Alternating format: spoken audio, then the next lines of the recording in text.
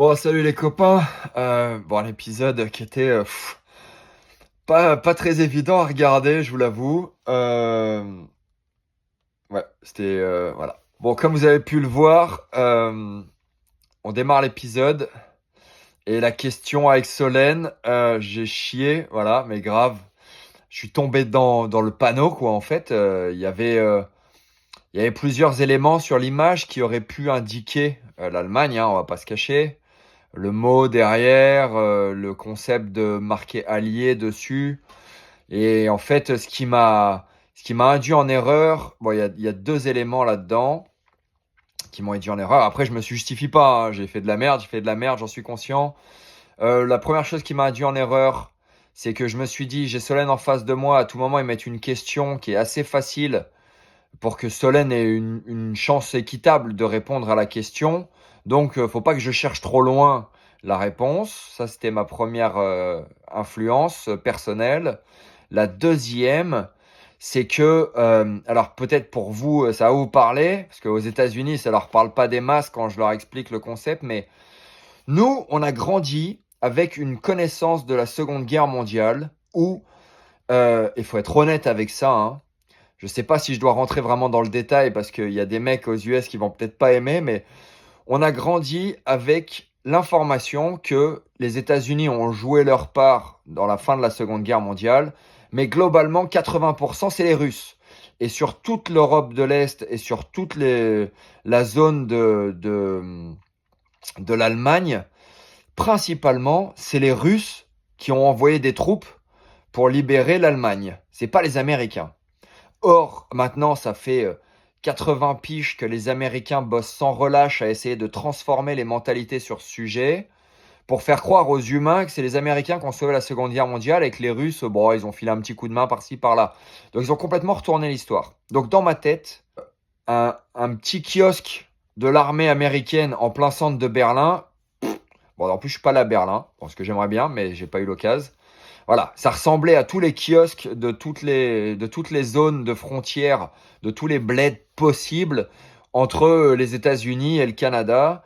Et je me suis dit que c'était un petit bled comme ça, quoi. Comme t'as la même chose entre toutes les frontières de tous les pays du monde. Bon, bref, je suis tombé dans le panneau. La déception, ça fait partie des profils cérébraux comme les miens. Et c'est la vie, on n'est pas très tolérant avec les échecs, ça a toujours été comme ça. Je travaille dessus, aujourd'hui j'ai pris de la distance vis-à-vis de ça, mais de manière générale, je suis pas très bon à accepter les échecs depuis tout petit. Après voilà, j'en suis désolé. Pour tous ceux qui ont cru en moi et qui ont pensé que j'allais répondre à la question correctement, je vous assure que 5 secondes après avoir répondu les US, quand j'ai vu marquer le mot en allemand derrière et que j'ai connecté avec le allié, j'ai dit mais je suis une bite totale.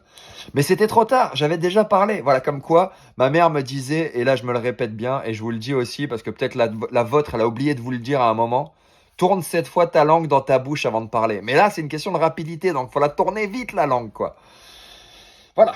Bon, après, petite pilule, Maïsan qui me dit, elle me dit pas à moi, mais Maïsan qui dit en ITV, ouais, lui aussi, il a menti sur son QI. Bon, moi j'adore. J'adore parce que quand tu dis lui aussi, c'est-à-dire que toi tu mens. Moi je mens pas là-dessus, j'en parle pas, je me suis jamais vanté vis-à-vis de mon quotient. Mais en soi, on est d'accord que là il y avait une petite contre-pilule. D'ailleurs, merci à mon équipe Alpha qui est venue renforcer avec des câlins et du soutien parce que je me suis vraiment senti soutenu et ils m'ont vite aidé à enlever le degré de responsabilité que je m'étais mis moi-même sur les épaules. Donc je vous apprécie. Franchement les gars, merci. Après, on voit que Vincent et Nabil discutent sur le fait qu'ils pensent vraiment sérieusement que Maïsan, elle est pipé l'épreuve. Encore une fois, moi j'y pensais vraiment pas. J'ai du mal à le croire tout au long de la partie, mais c'est possible. En tout cas, ils ont l'air d'avoir vu juste au moment où on regarde les images. Voilà, après on passe sur toutes les scènes où on doit prendre une décision de qui voter qui. Vivian, au final, est quand même assez balèze parce qu'on voit qu'il arrive à pas mal convaincre les autres. Et ça en revient sur le fait que je suis assez d'accord. Il y a des formes d'intelligence différentes et il y a l'intelligence de la vie, l'intelligence de la rue.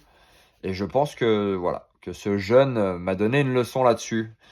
Après, je voulais dire aussi que Julie avait eu quand même une très bonne relation avec Vivian à l'extérieur, hein, et que comme on peut penser aujourd'hui que peut-être il s'était pas plus pote que ça arrivé à ce stade-là du jeu. Mais rappelez-vous, à un moment, je vous avais dit, la question de prendre Vivian, c'était entre Carla et Vivian. On avait posé une question d'orthographe et c'était la réponse juste de Carla qui avait justifié que Carla était venue dans l'équipe. Donc il n'y a jamais eu rien contre Vivian et Julie a jamais dit quoi que ce soit pour ne pas mettre Vivian dedans. Bon bref, je cherche pas à la défendre, mais je veux juste dire que en soi, Vivian avait autant de potentiel pour être dans notre équipe. C'est juste les choix de toute l'équipe à chaque fois qui a fait que, mais ça n'a jamais été contre lui. À un moment, on voit une petite discussion entre Nabil et Mélanie. C'est vrai qu'on peut penser à ce stade du jeu et de leur relation que peut-être la relation entre Nabil et Mélanie n'est pas équitable. Bon, on verra peut-être dans la suite comment ça se passe. En tout cas, c'est ce qui est sûr, c'est que dans un jeu comme celui-ci, d'avoir une copine ou un copain, un allié, ça joue beaucoup sur le jeu et sur les chances de s'en sortir. Au moment où on arrive dans la salle du duel, comme vous pouvez le voir, je fais pas le malin du tout, hein. Je vous avoue que j'ai passé un moment assez pourri avant ça. Et puis maintenant, il y a les votes de tout le monde. Bon, tout le monde vote contre Julie. Julie, encore une fois, pour vous mettre dans le contexte, Julie était extrêmement fatiguée. Mais quand je vous dis extrêmement fatiguée, c'est-à-dire qu'elle avait dû dormir 3 heures les 3 nuits d'avant. Et je sais qu'elle était vraiment épuisée. En termes de confort de lit, c'était pas à 100% pour elle. Elle était pas bien dans son lit. Donc bref, ça joue sur la capacité à recevoir les messages des autres, les infos des autres. Et ça joue sur les émotions aussi qui ont tendance à sortir plus rapidement.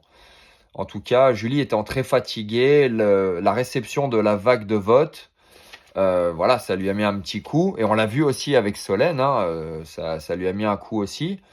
Je pense que c'est pas évident d'être dans cette position-là, de recevoir les votes de tout le monde. Donc voilà. Tata Kimi, sérieux, hein? On a des vidéos où tu expliques comment les humains sont des moutons. Bon là, écoute, quand même, hein. Je sais que ça n'aurait pas changé grand-chose, potentiellement, mais quand même. Au final, je vais m'arrêter là-dessus sur l'épisode, mais avec une belle punchline, qui est une des punchlines, je pense, la plus importante qu'on peut entendre dans la vie, et qu'on devrait tous appliquer, et que si on appliquait tous, on serait dans un monde qui serait un paradis. C'était la punchline de Julie qui dit « Je préfère the cœur plutôt que the cerveau ». Parce que au final, je crois que c'est ça la solution pour cette planète. C'est d'écouter the cœur avant d'écouter the cerveau. Voilà, je vous remercie à tous. Vous avez vu ce que vous avez vu. Maintenant, grand suspense, qu'est-ce qui va se passer? On verra au prochain épisode. Et je vous embrasse, one love, passez une bonne journée, une bonne soirée. Ciao à tous.